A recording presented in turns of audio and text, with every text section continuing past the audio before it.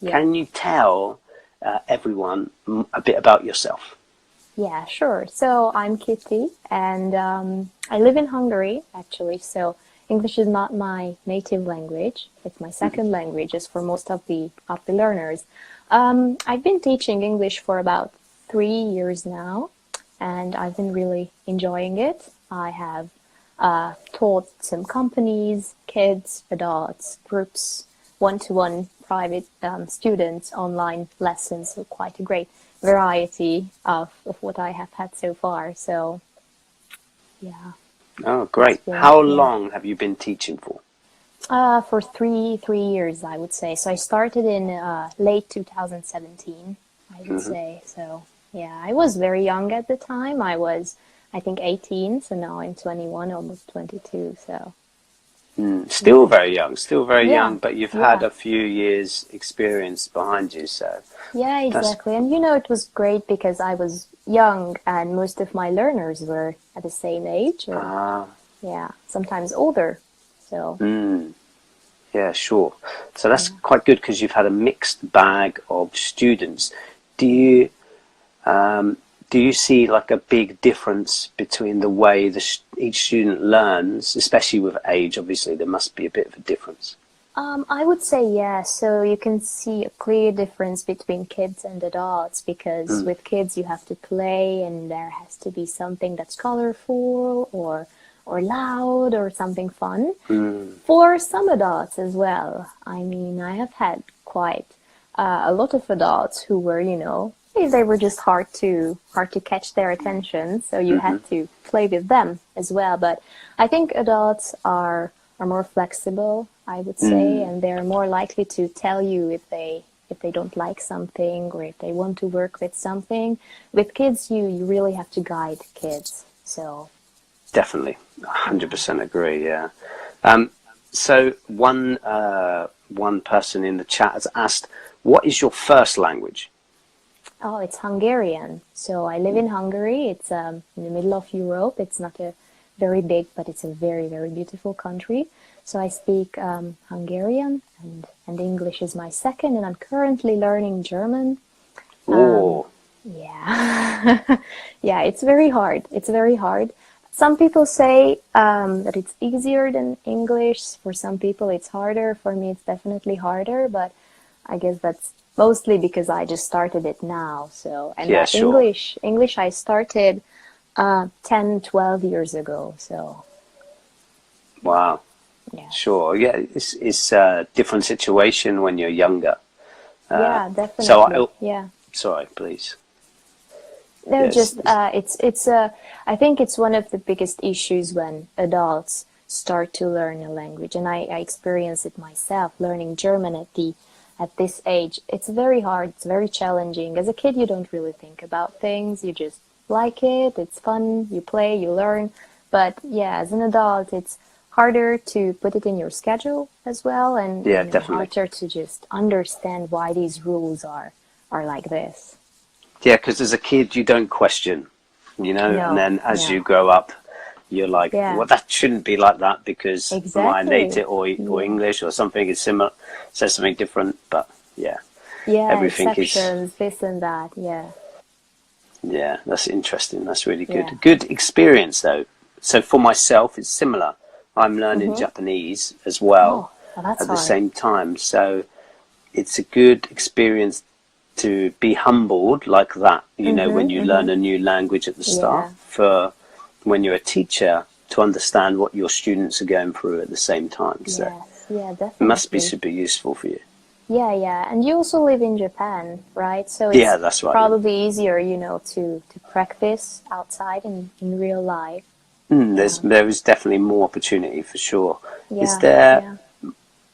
a higher percentage of people who can speak English in Hungary or German? I would say English, yeah. Although at most schools you can choose between English and German, and I think fairly the same amount of people choose English and German, but in general, I think it's English because it's everywhere. But unfortunately, Hungary has a very low rate of speakers of other languages, so we really should work on that. Ah, I Yeah, see. so So it's just the. most of the people speak Hungarian and they don't speak a second language. So Mm. Oh, that's interesting. yeah, And yeah. if they were to speak a second language, what would they be hmm speaking? Probably Mm. English or German. Yeah, yeah. I Yeah, think, for sure. yeah, That's interesting. That's yeah. interesting. So yeah. So with your students, what? Sorry, let me take a step back before I go that far. How long have you been working on or practicing teaching on Instagram? I think actively for about a year, and Mm. before that, I've had my channel or my Instagram for about 2 years. So since the very start, 2, 3, since I started. But at the beginning, I didn't really post, or I just sometimes I posted, or sometimes I checked it. But it was not something that I was really interested. But after a while, I saw that more and more English teacher actually post very great material, and I was really interested in how it can encourage people, encourage the students to, just scroll through Instagram, but then, learn a new word, learn a new phrase. Yeah. So I thought that's very useful. I'm also interested in graphic design or Ah, social media, so somehow I nice try to put combination. I try to put all these things together, and then I started regularly posting on both Instagram and Facebook and Twitter as well. Fantastic. And today Yeah. is another new step for you. Yeah. This is your first Yeah. live. Yeah. It's actually my first live, and I think my first Mm. video as well up online. Yeah, so I post posts, I post blog posts, I post pictures, but I have never posted a video. Thinking about posting YouTube videos and teaching on YouTube or another platform via videos, but I guess I've been just too nervous to do that Yeah. before. So right now it's a great I first step. I get your feeling Yeah, 100%. My first post maybe took me one day, and yeah, now it's more like I had like half an hour the other day, and I made maybe 10 posts. So it's like, yeah, like it's just one of those. Once you do it enough times, you yeah. get You used get the to it, and practice. it's Yeah. just So how did you yeah, that's it. overcome your first video and uh, for the first time you were really nervous? What did With you great do? difficulty for sure. Yeah. But like this year, I've been on a deep thinking about how I can improve myself Mm-hmm. and to overcome any issues like that, confidence things. And I've watched a lot of different motivational material to try Mm-hmm. and get me Mm-hmm. over the edge. I think many Mm-hmm. people do something similar. And Yeah. the the key thing was that this is just a moment. People forget within a day, so Yeah. no one really cares, especially on Instagram. I think it's difficult as a teacher to understand the difference between, like, your post is just another it's just another photo in essence on Instagram, Yeah. but you put time, like I say, the you as in everyone, yeah. So Mm-hmm. you put time into that, and you feel it means more than it actually does. And I think that was one step. Yeah. Another thing was trying not to make it perfect. It's impossible, Yeah. Yeah. so It it's is. Oh, subjective. yeah. So I can relate. Yeah. Yeah. I'm always very nervous, if this is the right thing to post, if these are the right examples, yeah, if this is perfect. But no, it's not perfect, but it doesn't really have to be. Yeah, and that was the thing that helped me to start posting regularly, that I got feedback. So some of the followers, commented that this is really good, this is really useful, even sent me a message, I really liked this or that. And that helped a lot, I think.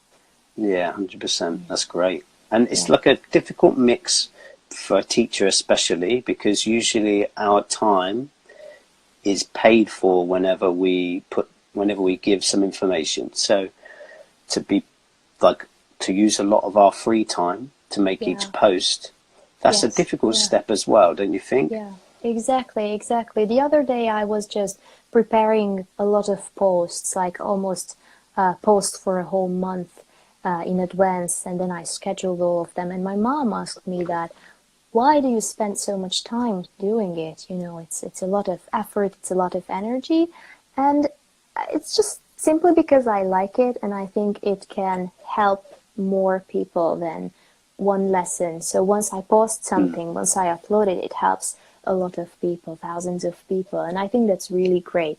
And it's, you know, it's free. It's free for everyone. They can just go and scroll through Instagram and check out all the different teachers. So I think it's just great. It feels very great for me to have the students.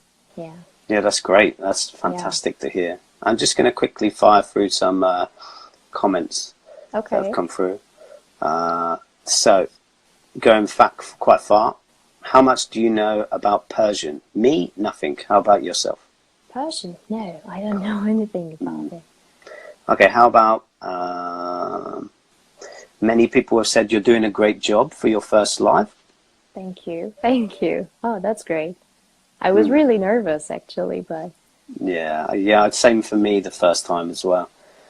And how about, at the beginning, I was so excited to master English, but gradually I wasn't interested in continuing. What's happening? What should I do? What do you think? That's a really interesting question. So I was just thinking about it the other day, that how can you really master a language? I think it's really hard. If it's not your first language, then actually mastering it, it's quite challenging. But I think the point is to start thinking about that language as your first language. So do things regularly that you would do using your mother tongue. So watch TV, listen to radios. I keep telling this to my students, but really it helps to read, to listen to a lot of things, podcasts, videos, really just to, even if you don't understand everything, even if you don't really focus, even if you're doing something else, just let it be there in the background, let your ears get used to the words, the sounds, and everything. So try to enjoy it, I would say. Yeah, I completely agree with you. And I think your opinion is super important on this as a non-native teacher. Yeah. You know? That's been really useful, you know, because when people ask me how they can master the language, I don't think I have mastered it, so I still have lots of things to learn, but I can give them my real life experience, that what I did, what I changed if I realized that this was not working. So I think a great problem, a great issue that people want to translate, and I've experienced it in school and with other teachers as well, that they really, they just won't let translations go. So for them, learning a second language is basically just translating everything. And in my method, I don't use that. So from the very first lesson, I speak in English with my students. Even though we speak the same language, so we both speak Hungarian, we could just, you know, explain the things in Hungarian and then translate it into English. But I believe, and that's how I learned as well. So if they don't believe, I tell them that this is how I learned. So I had a private teacher who did exactly that. He was only speaking English, although he could speak Hungarian. But no, we used English just to get used to it. If something wasn't clear, we talked about it in English. We looked at pictures, we drew something, but never translating. So I think I got used to that very early. So as a child, I never questioned, what does this mean in my language? No, I try to understand it in English. So I think that's really, really useful. Very hard, and very hard to get used to if your previous experience is different, but I think it's the best method how one can learn. It is definitely the most effective, for sure. I 100% agree. But as a kid, like we've said, you don't question anything as a kid. But as an adult, it's a lot more difficult to overcome that barrier of not questioning everything and being fully immersed in the language is kind of scary for a lot of people. So how would you suggest for an adult to overcome that part? Yeah, I've had experience with adults who, yeah, they were either used to a different method and they didn't want to let it go, or simply they Yep. were just really nervous. So I see that, especially in groups, people are really nervous. Adults, especially, I think. I think it can come from their previous school experience, or maybe just Mm. generally they don't really like to speak in front of others.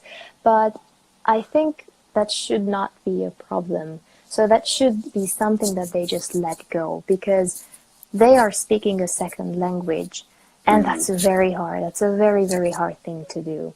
So once they understand it, then they're going to be brave enough to just let it go, make mistakes. The teacher will correct me, and then I will learn. So it's very hard, and I'm not sure I have a perfect method of how to Mm. overcome this. It's something that you generally have to work on every time you speak in front of other people. Try to speak slowly, try to think about what you've learned, and even if you're not sure if what you're saying is good, just say it anyways, and then the teacher or your other classmate will correct you. So I think that's a really, really great method. Just to talk, talk, talk. Try get to used to it. I 100% agree. Sorry, I'm just writing down something I want to go back to because I want to stay on this point and I will definitely Okay. forget. So I completely agree. But, it's one thing that you pointed out. Change is difficult, isn't it? Like from a Yeah. previous method to a new method. It's difficult for people to see Yeah. how effective it could be, Yeah. especially when we want to question things all the time, and work out why something is happening. But to be able to question in another language is a tough thing to do. Yes, yes, definitely. And this is something that I think it's a challenge for the teacher. Mm. So if you are a teacher and you're not a native English speaker, but you do teach English, it's something that you really have to be strict about. So I'm very strict about not translating anything and not allowing the students to ask me in Hungarian, although I know that they want to and it would be easier.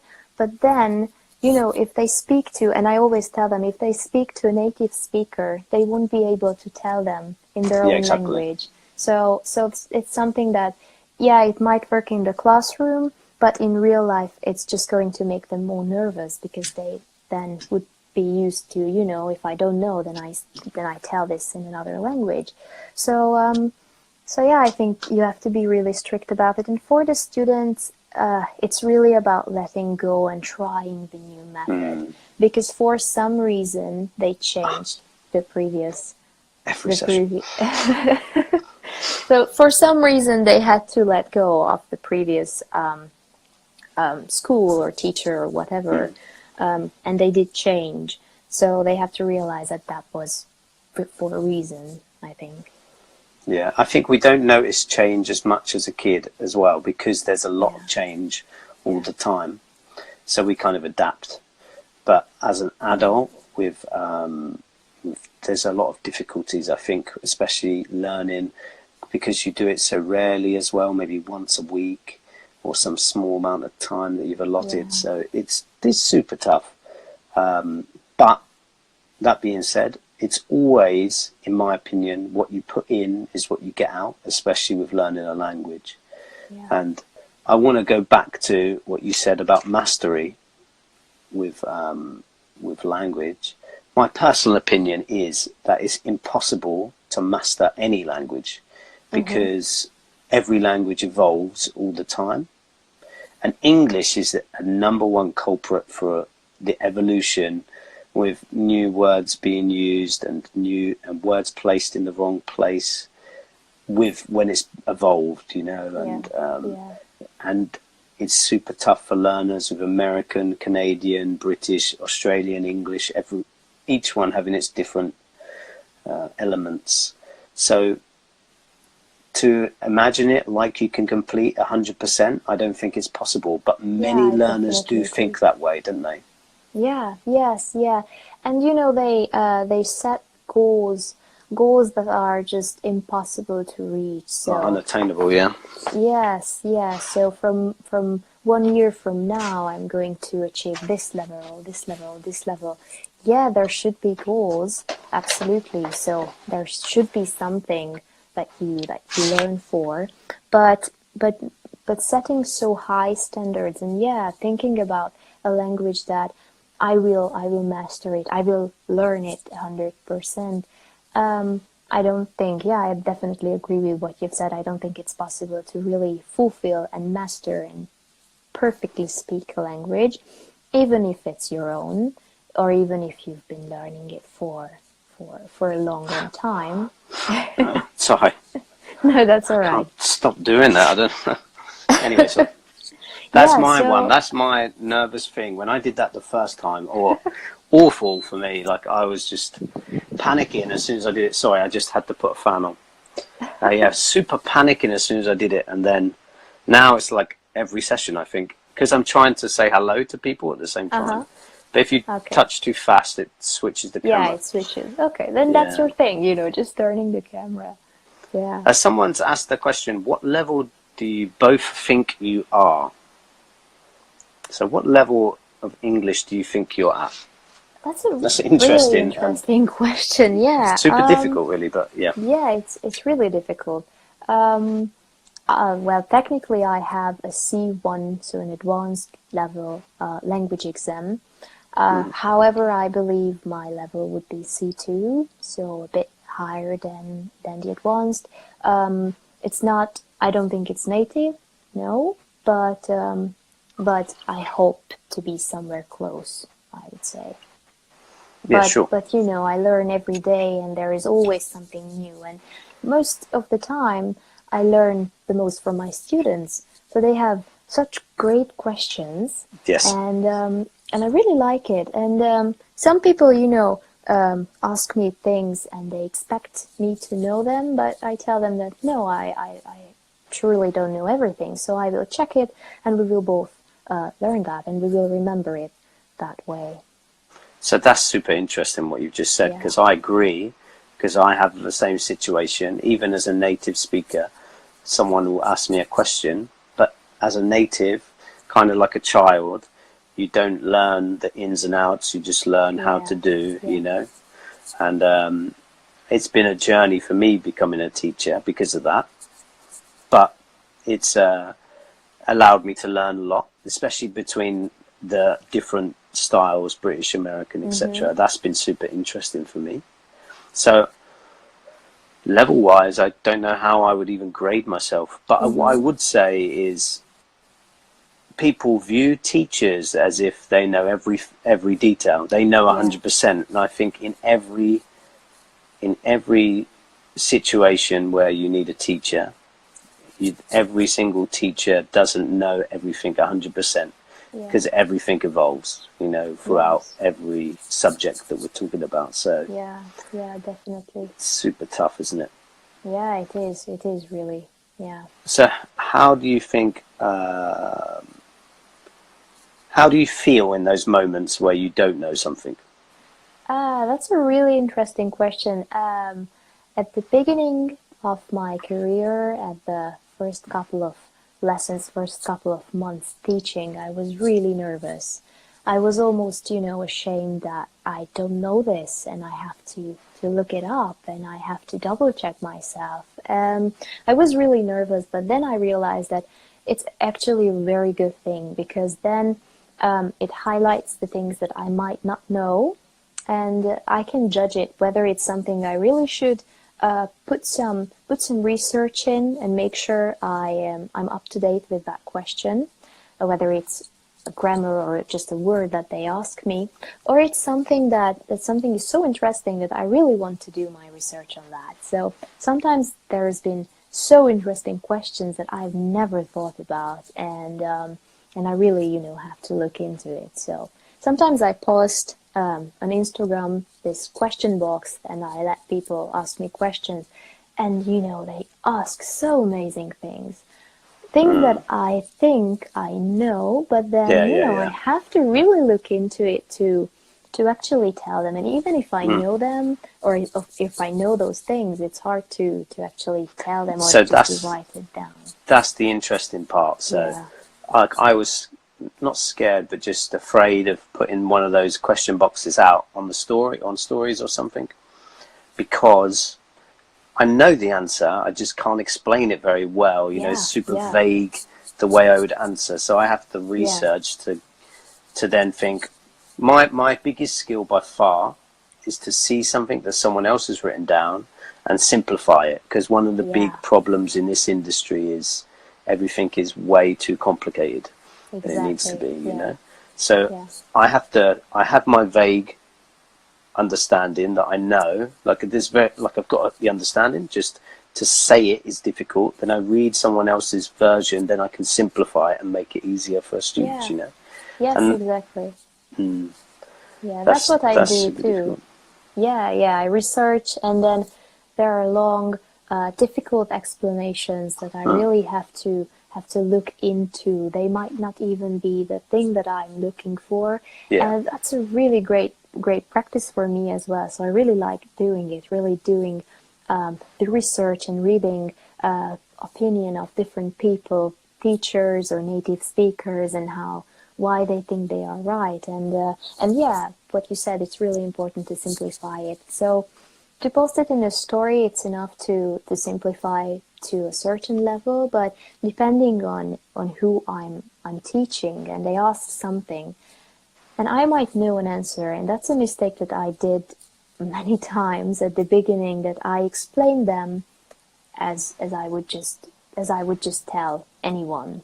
But then, you know, their level were not there, so I really had to take it back and simplify it, because if I told them the way I told the first time, that would scare them. That would scare them very much, that they don't understand what they just asked and they don't understand the explanation. So, and that's also been a great practice, I think. So now I can say that I'm fairly good at that. So just telling them really what they need to know or what the answer is, very shortly, briefly, at the right level.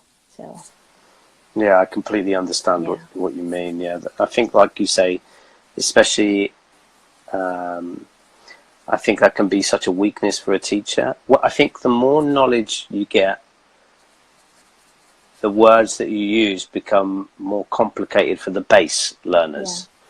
You know, and I don't think it's done on purpose. It's just natural progression. You know, you gain a wider vocabulary, and there's times where I've begun that and then realized and had to take a step back. You know, and it's super interesting, like a real psychological game as a teacher and with the student as well. You know, so it's really interesting. I want to ask about your accent. Did you, does this naturally come about, or have you had to practice? Because your accent sounds very clear, and thank you. doesn't have like a European tinge to it, which is interesting for me. So yeah, thank you. That's something a lot of people ask me. I actually haven't lived anywhere in the UK or basically anywhere else other than Hungary, so I've always lived here. I think my private teacher, had this, although he was Hungarian as well, or he's Hungarian, but he just had this very nice accent. So I guess I adapted that, and also listening to a lot of music and watching shows. And I even remember watching cartoons when I was a kid, and mostly British cartoons, as I remember. So probably that has to do something as well. And I guess just generally practicing and copying what I've heard, that helped me a great time. So that's what I suggest doing for my students as well, that just try to repeat it, even if it sounds funny, even if, you know, you think it's just a stupid exercise. No, it's not. It's really useful. yeah, it definitely is, because for example, if you are listening to some music and you want to sing along to the song, you change your voice to match this similar sound to what the singer is making. Even, I'm not just talking about notes or octaves, etc. I'm talking about the even the sound and the style of voice. we just naturally do it when we sing. Yeah. And it's similar Yeah. when you're trying to practice a different accent, I think. But people cannot see they see, like you say, to practice listening to a song and then sing it, people don't mind. But to practice with a TV and then you repeat, super difficult for people, I think. So Yeah, yeah, I agree. I agree. Yes, I'd it's love to something help that they build the don't confidence for really. that. Sorry, Yeah, yeah. please. It's something that they don't think, or they don't really think about this being so useful thing. And what I keep hearing is that even if they did practice, they wouldn't know if it's actually good or not because there is no one there to tell them. For that, I would say, yeah, do record yourself. So when I first That's heard tough. that, yeah, yeah, when I first heard that, that someone told me this advice that record yourself and then listen to it. I didn't want to do it, but then I realized it's only me who will listen to that, or you might show it to your teacher who should help developing your pronunciation. And I think that helped for me as well. So even if I had like a speech or competition in school and that was in English, I'm 100% sure I recorded it before I ever told anyone, the audience, or just as a practice to other people. I just recorded myself and was listening and, trying to figure out what didn't sound good, even if I didn't know for sure. I just listened and then I figured it out. Yeah. Yeah, super tough, isn't it? Yeah, Because, it is. It like you is. said earlier about even making a video, yeah, Yeah. it's the same thing. It's the same, and the way when you speak and the way your mind interprets your voice is different to when you hear it on a recording. So Oh you yeah. cannot rely on that, like how I'm speaking now, and then how I see it in a video, like in our example. Yeah. For making posts is two different things. That was one of my problems before. So I'd take a video and then listen back and think, oh, it sounds so stupid, or something like that. Oh yes. So, Yeah. it's just a super interesting thing. But it is, you're right, is key, not just for that one time, but to record it on your first day of practicing, if you're going to practice accent or practice like the style of speech, or linking words is another good one for that. And then record one more time in 30 days. Yeah. Yeah. So you Oh can see the exactly. difference. I think that's a weakness of most learners, is they don't, there's no like, they do tests on paper but don't do tests for their speaking. Yes. Yes. And it's the same Definitely. thing. It's not a test, but it's just a check, should I Yeah. say. Just to check it. Yes, and to, as you said, to check it constantly. If you can every day, but at least weekly or sometimes, not just once. So once you record something, you think it's good and then that's done. No, it has to be something that's part of the practice. So as you said, yeah, working on exercises and reading books, yeah, they are great. But listening and speaking, yeah, that's something that just shouldn't be missed. And I think that's something that most of the students are afraid of, to speak, especially on an exam. So the listening and the speaking exercise is what they're mostly terrified of, really. So that's because you have less experience in that. But it really should be part of the practicing process. So, for example, in my teaching, in my lessons, I never asked the students to write down things or to solve exercises right there on the lesson, because they can write at home. Of course, Yeah. it's something is very important. We do write it down or ask them to write down, but it's more about speaking and listening to me, listening to the other students and speaking to them, and just having this flow of 1 hour or 45 minutes of just constant listening and speaking English. Yeah, I love it. That's great. That is perfect, in my opinion. You only get an hour with a teacher, potentially. So Yeah. to waste it on an exercise in a book is pointless, 100% in my opinion. I Yeah. really feel strong about that. I really feel strong about having a session just for one point. I don't know if that's so necessary either these days. But speaking is the one thing we can't do so often. So we should use that as much as possible in the sessions.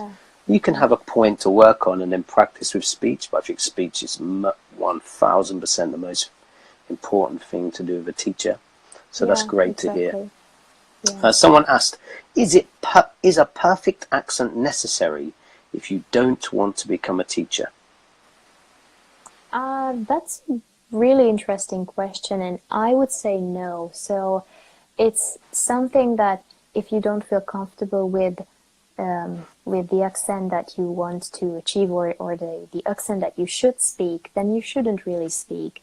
As long as it's clear and grammatically okay and understandable, then I don't think that the accent is so important. Some people say that it is essential because you really want to so-called master the language, and that's part of it. I agree, so I like listening to different accents, so it is really an important part, but I don't think it's something that you have to do. If you do reach a certain level and you really want to, want to reach further, then yes, you can practice the perfect accent, or you can choose an accent that you really want to master. But I think the most important thing is to speak correctly. So I don't think that pronunciation is really important. That's a key, because how we pronounce the word, that's just essential to know and to do it correctly. But having a British, American, whatever accent, I think that's just a step further. For teaching, I would say it's better to know about them. So to be familiar with the British, with the American, with Australian accents, so that sometimes students can ask me whether this was British or American, and I can tell them. But they ask me which accent I speak. I don't necessarily have chosen one. So I haven't chosen one and speaking that, but it's just how I learned it, how I adapted it. Yeah, definitely. Yeah. I'm going to say something crazy and say that even if you're becoming a teacher, I don't know if accent is necessary personally these days. You know, English is interesting. I think accent is like a side thing. You know, it depends what you're doing it for and why. That's the most important things. Yeah. And I think even becoming a teacher these days, I wonder. The most important thing is to sound clear, and that if you have a tinge of your natural accent, I don't see why that's a harm, personally. I think it depends. If you're sounding unclear because of your mother tongue, then that could be a problem, obviously. But I think as long as you're clear, both people can understand the whole of the conversation. I'm not talking about one or two words. It has to be everything is clear and understood. I don't see why someone's accent should be a deficit if they become a teacher. But it is an added bonus. It is definitely an added bonus. Yes, definitely. It's something that's a bonus, but you know, nowadays there are a lot of people speak English, and there are a lot of different accents. There are a lot of different ways how people speak, and as long as it's clear, and as long as the other person understands it, then I think that's the key. Yeah, definitely. And I think like accents should be the fun part of English, because there's so many, and some of them sound so bizarre that it's almost worth trying them. It's kind of almost, for me anyway, it's fun to hear all the different styles, because there's a lot of native English speakers that I would have trouble understanding because of their accent. So for me, it's interesting to hear the different ways, and to try and imitate. My imitating is awful, but to try and imitate. What do you think is the hardest to understand? Which accent? It's usually somewhere in England, because England has such a vast scale. I don't know what it is, but it's really, really like, you know. I've never travelled America, so I don't know the ins and outs. But it sounds like most accents are kind of similar, not similar, but just have a similar base. Some British places, it's just bizarre. Like the difference between Ireland, Scotland, and England and Wales is massive, and even some counties in England. You should listen to Liverpudlian. That is crazy. That is really so fast and super crazy. So. Yeah, it's a fun challenge. Yeah, to understand it. Completely agree. It is a fun challenge. It is interesting, isn't it? So sorry. Let me just check. See what we've got. Well, you know the age of both of us. It was my birthday yesterday. I'm 31, and Kitty mentioned earlier how old she is. So do you want to say one? Okay, 21. great. Yeah, I will turn 22 in December. Fantastic. Coming up soon. So then you get Christmas presents and birthday presents, yeah? Yeah, that's right. Can you speak Thai? I can definitely not speak Thai. No. So fantastic. Accent is a small part of English, you're right. It is a very small, but could be the interesting part that keeps you entertained. Yeah, absolutely. So if early in your studies even you find that you enjoy American or British shows or any other accents, then it's really a fun thing to do your research. And even if you don't speak very well yet, but you are interested in a certain accent and to follow it, to listen to that, and really just go with the flow of that accent. So it's really fun. Yeah, I completely agree. I really do. And it can, but I think the biggest problem with English is it's so overwhelming because there is so much difference all over the place. So what would you say to someone that feels overwhelmed by how much there is to learn? Yeah, that's a great question, and I get that a lot. I think it is really important to try not to focus on the language as a whole. So yeah, it is a lot of things to learn. It is a great language. It's really hard to learn from the very beginning. So from zero to reach your goal, it is really hard. But just to focus on things, whether it's a topic, whether it's a piece of grammar, a bit of news that you want to read. So just really to focus on smaller things, on smaller bits. Because if you want to know everything and learn everything at the same time, that's really hard to do.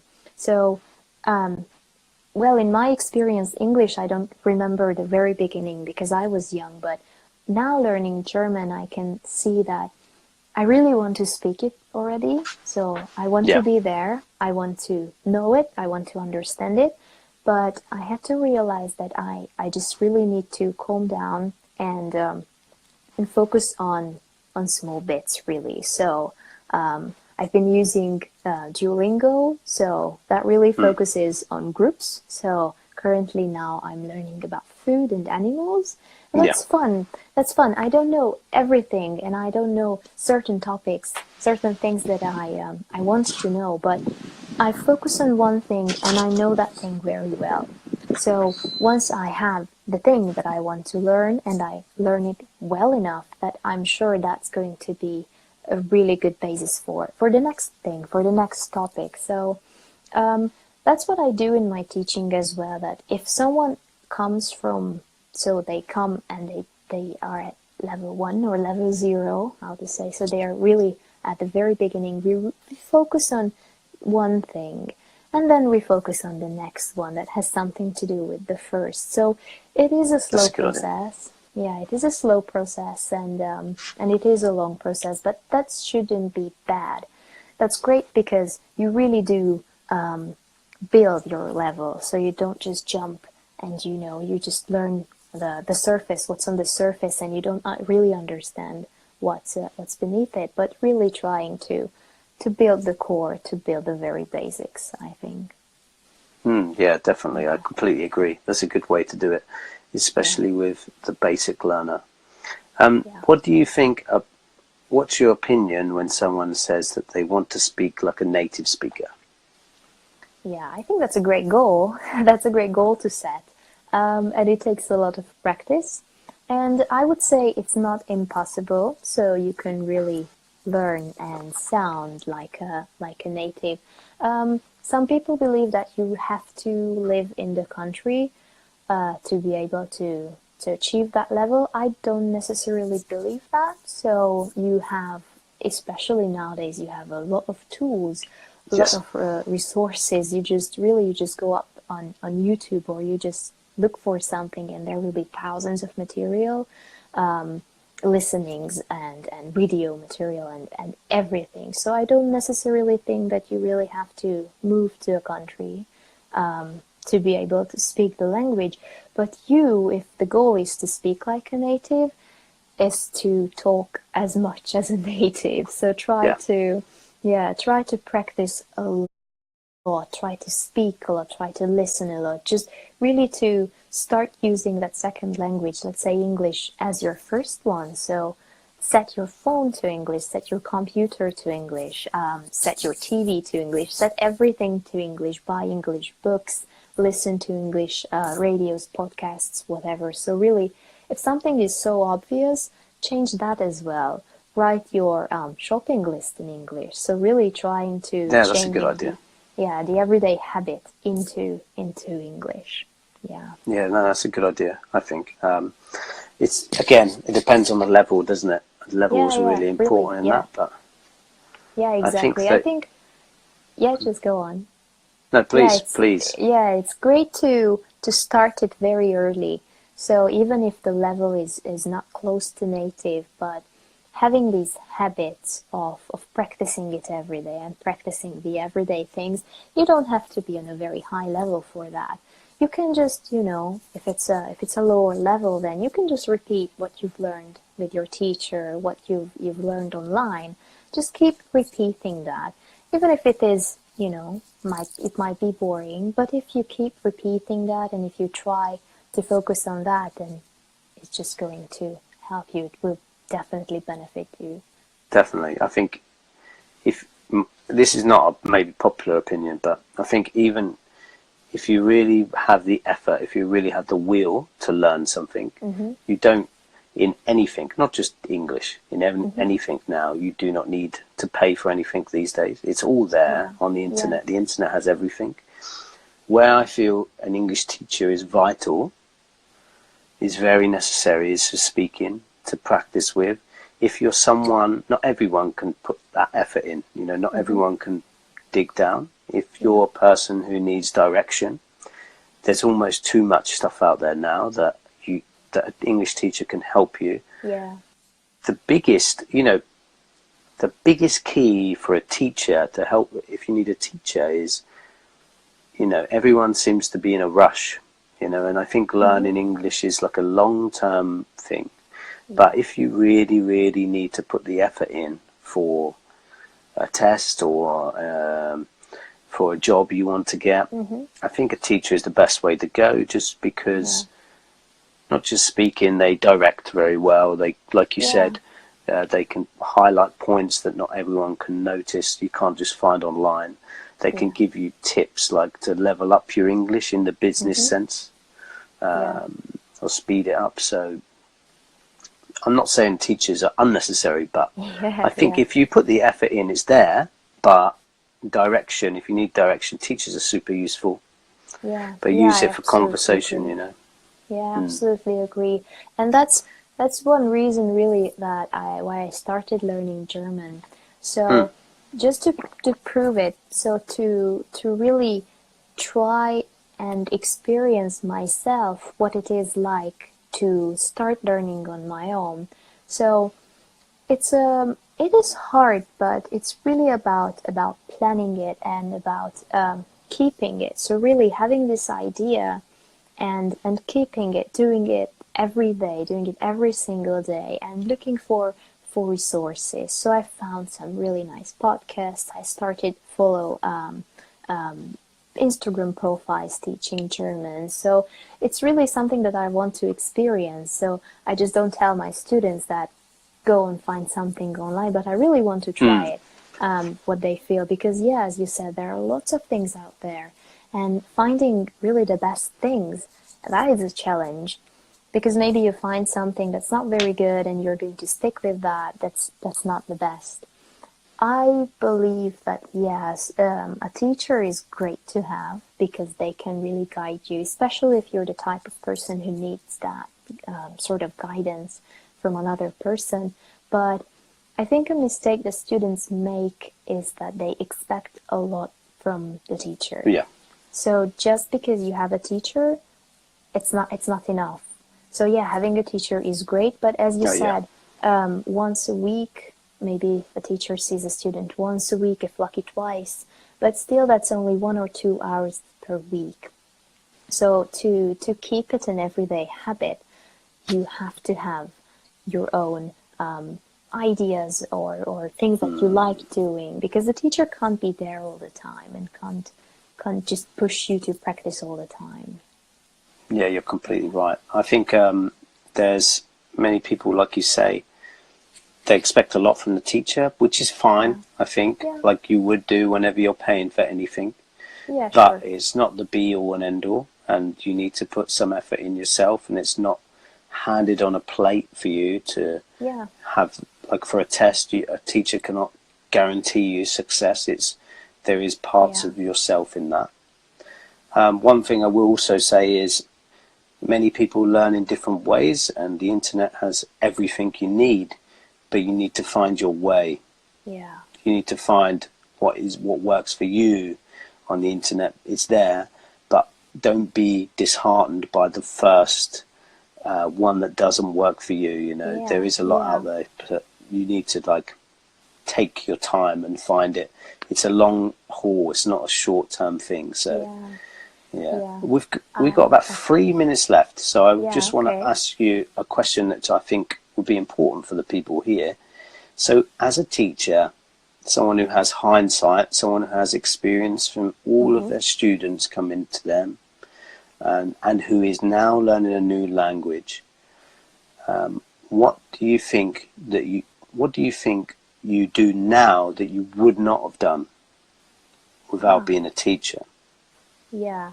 That's a really great question. So, what's something that I wouldn't do, or what's something that I would change? Something that you have done now that you would never have done before you became a teacher. And that new people who don't have our insight, that